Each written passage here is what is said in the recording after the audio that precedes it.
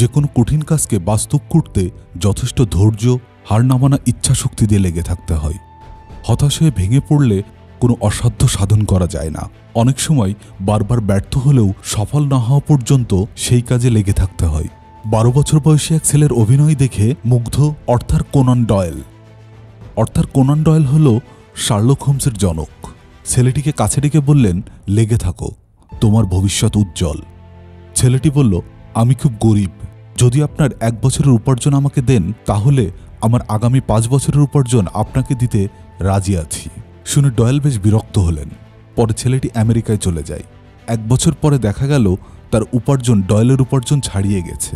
ছেলেটি আর কেউ নয়, তার নাম ছিল চার্লি চ্যাপলিন, যাকে দেখলে অটোমেটিক হাসি চলে আসে। পৃথিবীর শ্রেষ্ঠতম কৌতুক অভিনেতাদের একজন। একবারে ছোট্টকালেই দেখেছেন জীবনের রূঢ় বাস্তবতা, মা বাবার সেপারেশন, প্রচণ্ড দরিদ্র আর কষ্টের মাঝেই কাটে তার শৈশব। অত্যাধিক দরিদ্রই চ্যাপলিনকে শিশু বয়সে অভিনয়ের দিকে ঠেলে দেয়। এরপর তাকে আর পেছনে ফিরে তাকাতে হয়নি, ক্রমেই উপরে উঠে আসে। জীবনে দেখেছেন পাওয়া না পাওয়া, আনন্দ কষ্টের ভিন্নতা, শূন্য থেকে শুরু করে পেয়েছেন জগৎজোড়া খ্যাতি। চার্লি চ্যাপলিনের একটি বিখ্যাত উক্তি আছে, বৃষ্টিতে হাঁটা খুবই ভালো, কারণ এই সময় কেউ তোমার চোখের অশ্রু দেখতে পায় না। ব্যর্থতাকে চ্যালেঞ্জ দিয়ে বলতে হবে, আমি যতবার ব্যর্থ হব এর থেকে বেশি শক্তি নিয়ে চেষ্টা করব। সব মানুষেরই একই ধরনের মেধা, অর্থ বা পৃষ্ঠপোষকতা থাকে না, কিন্তু সকলের মধ্যে একটি মন্ত্র থাকে, আর তা হচ্ছে হাল না ছাড়া বা হার না মানা। যে 5টি কারণে আপনাকে হার মানা যাবে না, হাল ছেড়ে না দিয়ে কাজে লেগে থাকতে হবে। প্রথমেই হতাশা সঙ্গী হয়। আমাদের মধ্যে অনেকেই একটি কঠিন কাজ অনেক দিন ধরে করার পর হুট করে হাল ছেড়ে দেয়। এরপর তার মনে একটা প্রশ্ন সবসময় ঘুরপাক খেতে থাকে, যদি আরেকটু অন্যভাবে চেষ্টা করতাম। এই হতাশা আমাদেরকে কষ্ট দেয়। এ থেকে বাঁচতে সফল না হওয়া পর্যন্ত কঠোর পরিশ্রম করাই উত্তম। এতে আপনার 2টি লাভ, 1, আপনি সফলতা পাচ্ছেন, এবং 2, আপনি কাজের মধ্যে আছেন যা আপনাকে হতাশায় ফেলবে না। সাফল্যের শক্তি, হার না মানা ইচ্ছাশক্তি এবং কঠোর পরিশ্রমের মাধ্যমেই যখন সাফল্য ধরা দেয় তখন এর স্বাদ তো অবর্ণনীয়। সেখান থেকে যখন অতীতের কষ্টের দিকে তাকাবেন তখন বিজয়ের এই অনুভূতি বা আনন্দ আপনাকে সবসময় ভরিয়ে রাখবে। এটা যে কি আনন্দ যে কখনো অনুভব করে নাই সে চিন্তা করতে পারবে না।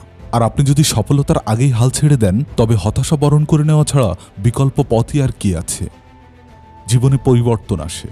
কাজের পরে ফলাফল যাই হোক না কেন, প্রতিটি সংগ্রামমুখর পরিশ্রম, হার না মানা ইচ্ছাশক্তি ব্যয় করে কাজের শেষে নিজের মধ্যে ছোট্ট বা ক্ষুদ্র একটি পরিবর্তন লক্ষ্য করতে পারবেন। অনেক সময় এই পরিবর্তন অনেক ক্ষুদ্র হয়, বিধায় বুঝতে পারা যায় না, তবে এর মধ্য দিয়ে একটি সফল মানুষ তৈরি হয়। আর হাল ছেড়ে দিলেও একটি পরিবর্তন লক্ষ্য করা যায়, তা হলো হতাশা, যা আপনাকে দিন দিন চোরাবালির মতো অন্ধকারের দিকে টানবে। আত্মবিশ্বাস হারিয়ে যায়।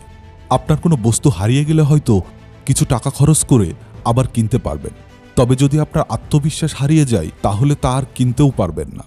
সফলতার আগেই কেউ যদি হাল ছেড়ে দেয় তবে মনের মধ্যে কখনো জিততে না পারার একটি মনোভাব জেঁকে বসে। কাঙ্ক্ষিত লক্ষ্যে পৌঁছাতে না পারার একটি মানসিক কষ্ট স্থায়ীভাবে মনে গেঁথে যায়। ফলস্বরূপ মানসিক দুর্বলতার প্রকাশ ঘটে ও পরে কোনো কিছু নতুন করে করার চেষ্টাও মরে যায়।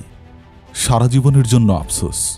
লক্ষ্যে পৌঁছানোর জন্য কঠোর পরিশ্রম করার পর যখন হাল ছেড়ে দিবেন তারপরেই বুঝতে পারবেন সাফল্যের কতটা কাছে ছিলেন। এই অনুভূতিটা সবচেয়ে বাজে একটা অনুভূতি। সারা জীবন শুধু ইস, আর একটু যদি চেষ্টা করতাম, এই আফসোস নিয়েই থাকতে হবে। তাই আপনার অভিধান থেকে না কথাটি বাদ দিয়ে দিন আর কাজে লেগে থাকুন। সফলতা আসবেই।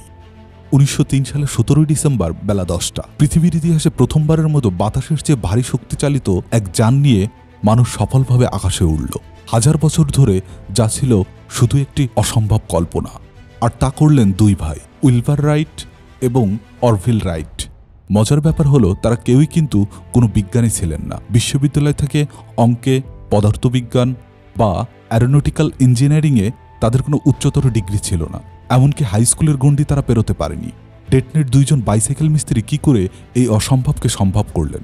ছোটবেলায় বাবার এনে দেওয়া একটি উড়ান্ত খেলনা থেকেই 2 ভাইয়ের মাথায় প্রথম উড়ে যাওয়ার চিন্তা জাগে। তারপর বছরের পর বছর ধরে গবেষণা, চেষ্টা, ব্যর্থতার পর তারা লাভ করেন এই সাফল্য। এরপর আপনি যখন কোনো বিমানে চড়বেন বা মাথার উপর দিয়ে কোনো বিমান উড়ে যেতে দেখবেন, আপনি অনুভব করার চেষ্টা করবেন কত সাধারণ একটি ভাবনা থেকেই না এই বাস্তবতা শুরু হয়েছিল।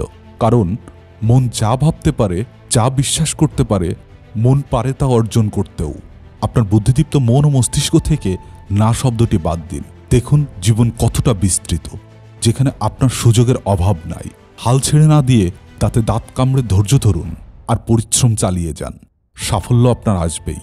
আপনার সাফল্যমণ্ডিত জীবন কামনায় আজ এই পর্যন্ত। সাথে থাকতে সাবস্ক্রাইব করুন, লাইক, কমেন্ট, শেয়ার করতে ভুলবেন না। আশা করি ভালো থাকবেন।